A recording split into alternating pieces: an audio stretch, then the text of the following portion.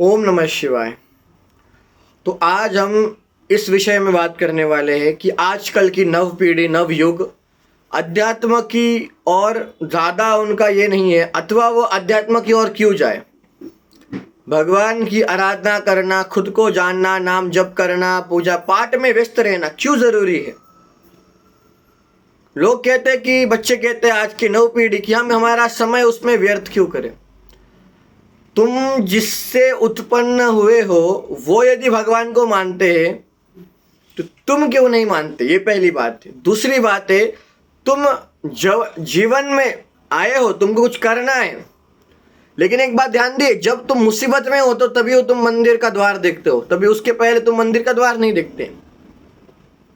मंदिर में एक ऐसी ऊर्जा होती है कि जहाँ पर आप कोई भी अपना कार्य होता है, आपका मन में दिमाग में कुछ भी चलता है, यदि कुछ करने की आपकी आकांक्षा होती है, कामना होती है, वो पूर्ण क्यों होती है मंदिर जाने से। मंदिर में हजारों अनेकों लोगों द्वारा रोज पूजा की जाती है, उसी मंदिर में आप पूजा करते हो। ये बात तो सत्य मानते हो कि जहाँ पर रोज लोग आते होंगे, इतने सारे लोग आते हैं मतलब कुछ तो होगा। इतने सारे लोग उस देव की पूजा करते, कुछ तो होगा, कुछ तो मिला होगा। कलयुग चल रहा है, बिना स्वार्थ के कोई कहीं जाता नहीं है, कुछ करता नहीं है। और कलयुग में आज की पीढ़ी को आने वाले समय में बहुत तकलीफें झेलने वाली है। बीमारी, डिप्रेशन, स्ट्रेस, काम का प्रेशर। करना क्या है, लोग जल्दी मर रहे हैं, आज की पीढ़ी जल्दी मर रही है। खाना पीना सब कुछ सब दूषित हो गया है, कुछ नहीं बचा सिवाय भगवान के। एक ही चीज पवित्र है, सत्य है, वो ईश्वर, उसके सिवाय कुछ सत्य नहीं है, कुछ सत्य नहीं। आप खाना खाते हो उसमें भी मिलावट है, आप कुछ लेते हो उसमें भी मिलावट है। एकमात्र भगवान का नाम अथवा भगवान की पूजा में मिलावट नहीं है, जो आप कर सकते हो। और आज की पीढ़ी यदि भगवान की आराधना करती है तो 7 साल बाद, 10 साल बाद वो एक अच्छे स्तर पर होंगी, अच्छे काम में होंगी, उनका परिवार अच्छा होगा, उनकी आने वाली पीढ़ी अच्छी होगी।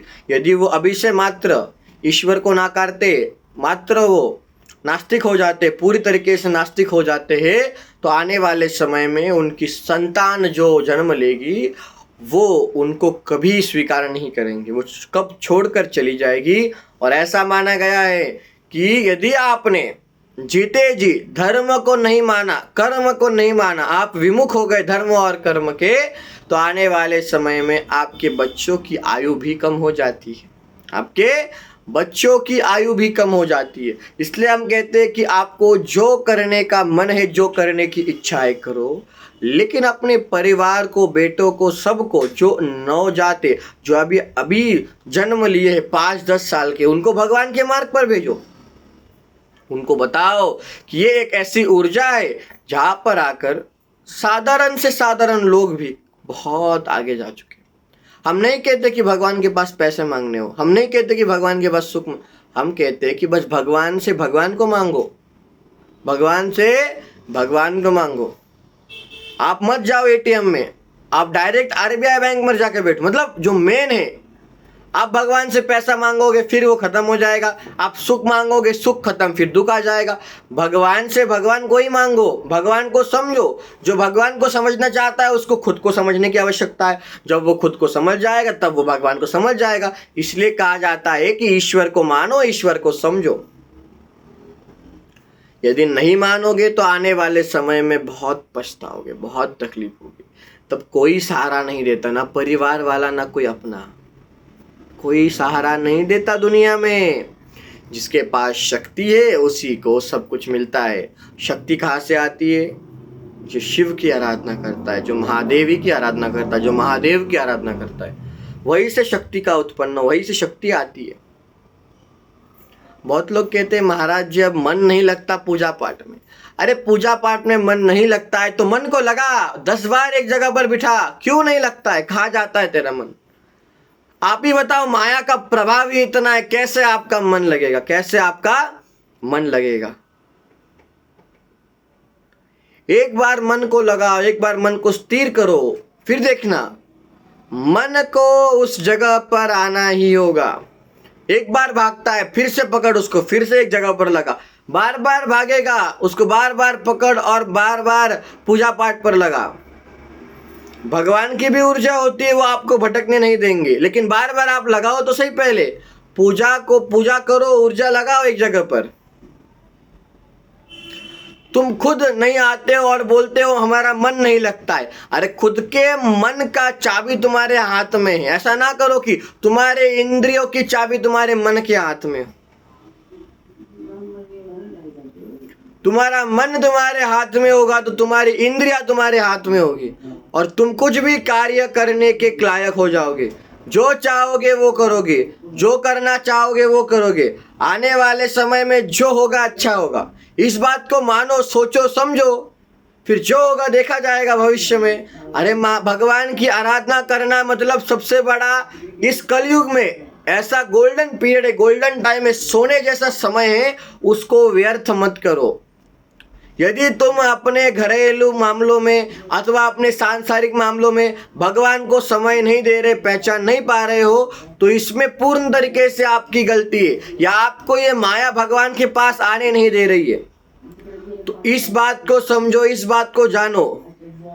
इसलिए बोलते हैं कि जो करना है वो करो, अच्छा करो, बुरा करो, लेकिन भुगतने के लिए तैयार रहना। कर्म किसी को नहीं छोड़ता।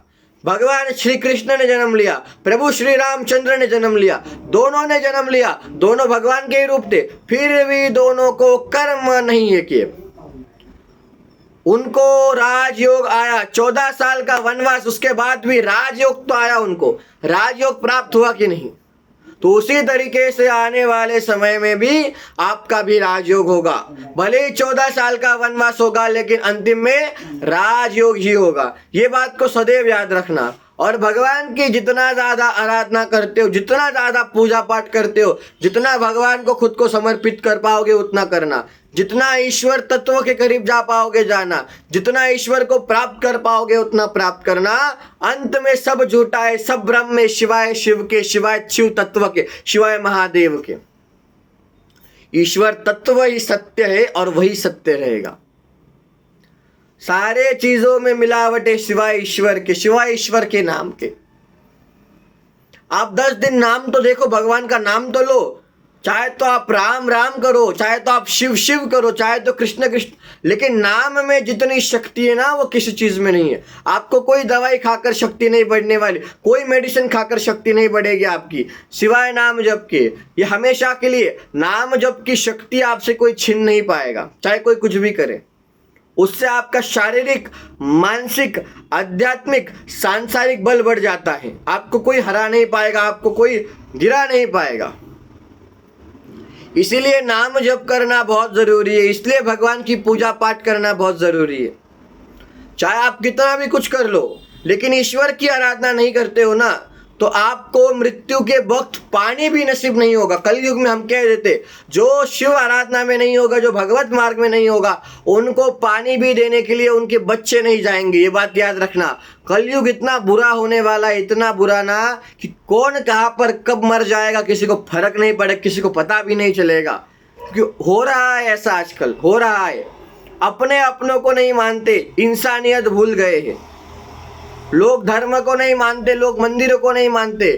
अपने ही लोग मंदिरों को तोड़ने में लगे, अपने ही लोग मंदिरों के बाहर ऐसे गलत गलत कार्यों के काम करने लगे कि जिससे मंदिरों का पवित्रता भंग हो जाता है, जिसके मंदिरों का आने वाला समय मंदिरों का शोभा भंग हो जाता है।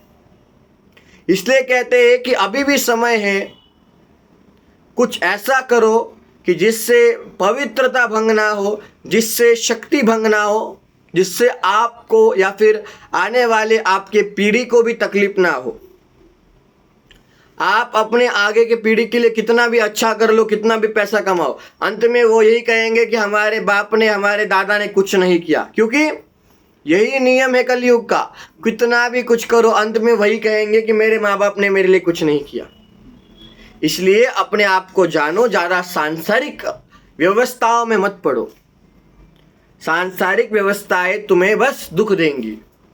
किस तरह से दुख देगी? दुख इस तरह से देगी कि जिसको तुमने बोला था कि मैं तुम्हारे लिए ऐसा करूँगा अपना समझ के, वही तुमको बोलेगा कि तुम मेरे लिए कुछ मत कर।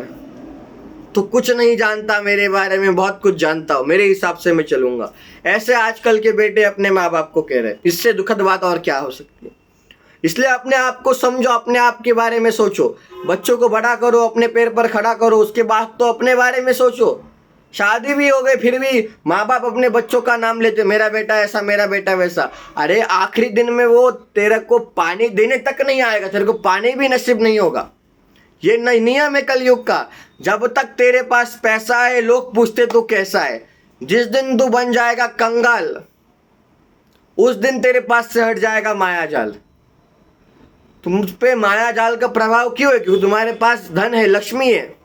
जिस दिन वो खत्म, माया जाल खत्म, फिर तुम खुद अकेले हो जाओगे ना, वही सत्यता है। लेकिन वो तुमको काफी सालों के, काफी बूढ़ा होने के बाद समझेगी। फिर तुम्हारी मृत्यु तुम्हारे निकट होगी और फिर तुम भगवान का नाम लोगे तो फिर यम बोलेगा आपका समय समाप्त है। वैसे भी भगवान को मुरझाए हुए फूल नहीं, कलियां पसंद है फूल की। जितना कम आयु में ईश्वर तत्व को प्राप्त कर सकते हो कर लो। पैसा सब कमाते हैं, जीते सब है, शादी सब करते हैं, बच्चे भी सब बनाते, बच्चे को सब जन्म देते, घर बनाते, गाड़ी सब खरीदते, मरते भी सब है, लेकिन ईश्वर तत्व को सब प्राप्त नहीं करते। ये फर्क है, ये बात को समझना। हर हर महादेव।